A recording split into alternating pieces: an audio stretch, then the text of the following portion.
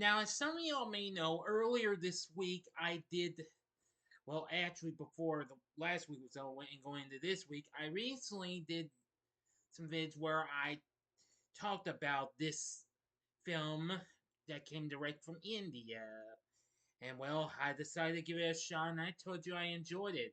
So now I'm going to give you my complete thoughts on this film as I give you a special spoiler free review of the recent Indian sci fi film Kalki 2898 AD. This is Big D's Entertainment Rankings and Reviews.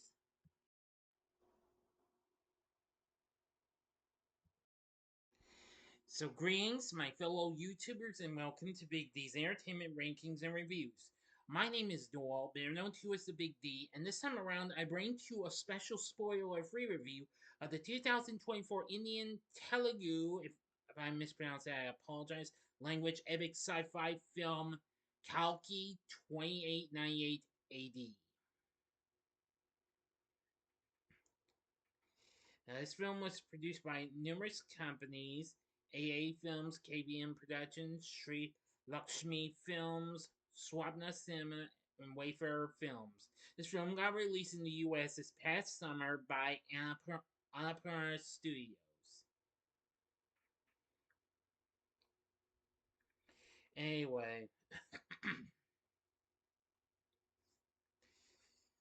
now I I will also give an apology for not saying the names of the actors. I'm terrible at pronouncing some of these names, except for the director of the film, Nag Ashwin.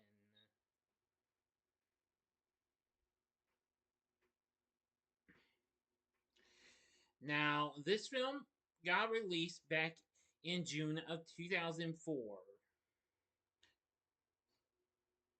Originally here there in India, but it came more recently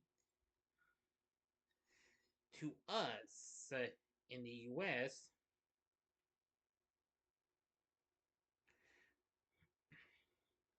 when it got released a couple of months ago, and somehow became an unexpected surprise hit. Anyway, this is the first installment in a planned cinematic universe where it could join the forces of other sci fi franchises like Star Wars and Dune. It's inspired by Hindu mythology and is set in a post apocalyptic world in the year 2898 AD, where it follows a select group who are on a mission to save lab subject some 80s unborn child, Kalki.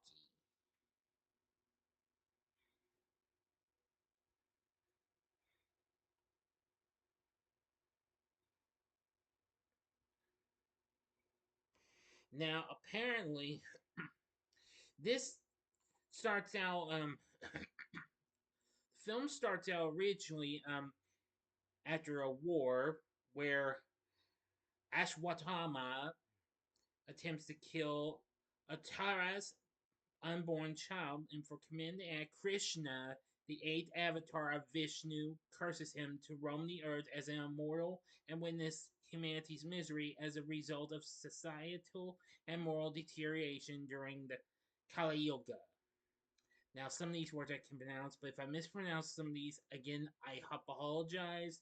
I'm terrible with pronouncing some of these things. So, this is the first time I've ever tackled a foreign film here on Big D's Entertainment Rankings and Reviews. So, bear with me, alright? But anyway, his divine gem is also taken from his forehead, and his redemption is destined to occur only by protecting the mother of Kalki, Vish, Vishnu's 10th and final avatar towards the end of the Kali Yuga. And then 6,000 years after the events of the Kurukshetra War in 2898 AD, Kasi stands as the last known city in a post apocalyptic world dominated by Supreme Yaskin, a 200-year-old totalitarian god king. Yaskin rules from the complex, an inverted pyramid megastructure that floats above the city. His authority is enforced by Commander Manas, Counselor Bounty, and an army of soldiers who guard against threats, particularly rebels from the hidden sea of Shambhala. I mean, Shabala, excuse me. I forgot they pronounced it that way. My apologies. Who believe in the prophesized arrival of Kalki. In this dystopian society, fertile female refugees in Kasi are forcibly taken to the complex for Project K, an experiment aimed at producing a secretive serum for Yaskin through artificially inseminated fetuses. Sorry for mispronouncing that word. However, the serum does not become potent until after a 150-day gestation period, and none of those fetuses have survived for that long, nor do the pregnant women survive the extraction procedure. So, anyway,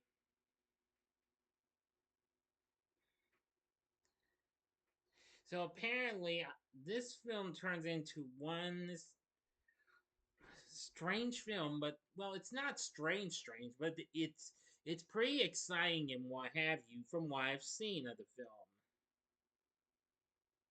Now, I'll before I go into my thoughts, I do like the cast.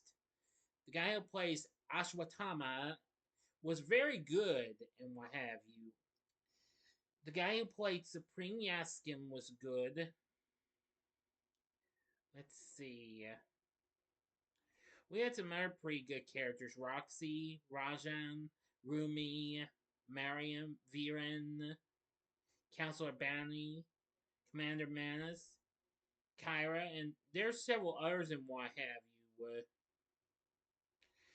But like I said, I'm not really going to say the names of these actors. They're much more hard to pronounce than the rest. So apologies for that as well. Because as I've said before, this is my first trip into the world of something from Bollywood. Anyway, eventually did pretty well.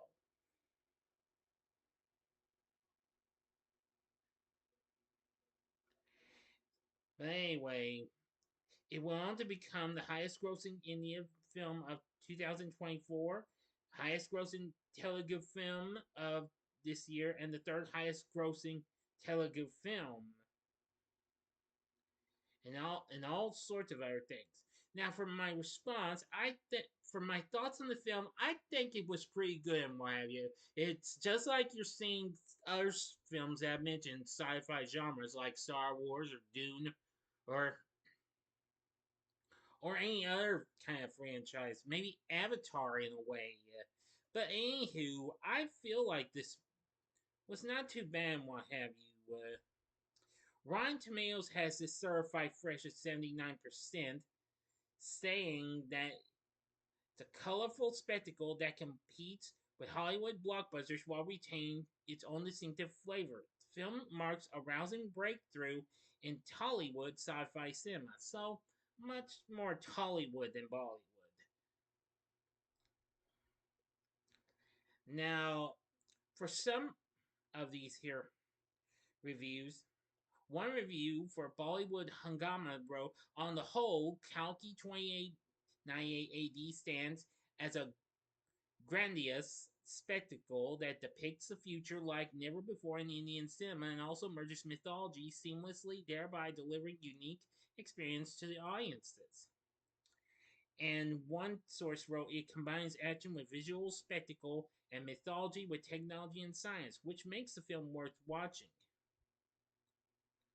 So, anyway, I will say this was really something. Now, The Guardian gave it a good review saying that the film is maximalist sci-fi epic mixes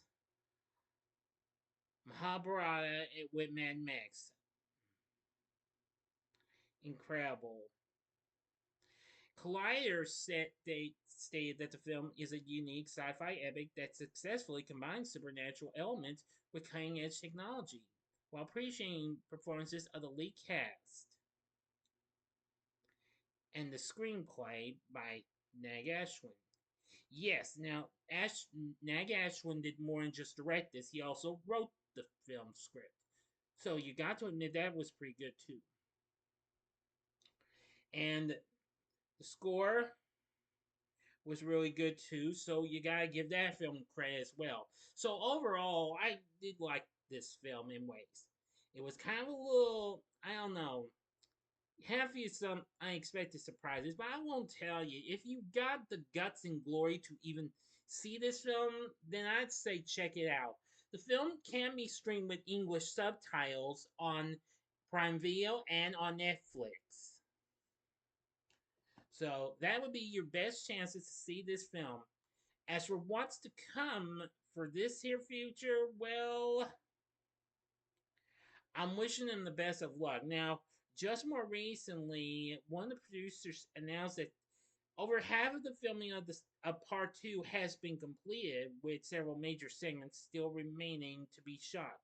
So there's a possibility we'll be back on track. Because I know this movie kind of let us hang on by a thread in the end, but I didn't want to spoil that. So overall, Kalki 2898 AD is not bad of a film for an Indian film. This film's almost 3 hours long. This took me a big chance in my view because I've never actually seen an actual film and what have you from this here region. But now I have. I do like it. It's pretty good. So it's got some good effects and good action sequences, a pretty good cast, a good score, good direction, what have you. So it's just that it had some unexpected surprises, but I won't talk about those. So for my score, I'm gonna give Kalki 2898 AD 4 stars. On a scale of 1 to 10, I'm giving it an 8.5. So if you've seen this film, tell me what you thought about this film. What did you think of Kalki 2898 AD? Have you watched it yet in English? Well, if you are into Indian films, but well, I don't really want to try and cause any, you get what I'm saying. Well, I'm trying to be nice and not be rude to anybody. Okay. So let me know what you thought about the film if you've seen it in the comment section below. If you like this video, click the like button, subscribe, and be a part of the Big D Nation. Continuing to help support my channel, make it grow and make the views grow. Next time, I'll be bringing to you a re-review of Friday the 13th Part 3. If you like this, check out my reviews for some of these other films with the sci-fi feel to it. In the upper left-hand corner is my re-review of the original Star Wars. Also, I want to mention, rest in peace, James Earl Jones, voice of Darth Vader. We just lost him the other day. Or go to the upper right-hand corner and see my review of James Cameron's 2009 epic known as Avatar. Or if you would like, check out my recent spoiler-free review of Dune Part 2 from earlier this year. And the bottom right-hand corner is the button you can click to subscribe. If you like rankings and reviews on movies, TV, music, video games, etc., then I'm your guy. Thank you for watching. Until next time, I'm the Big D saying, see ya.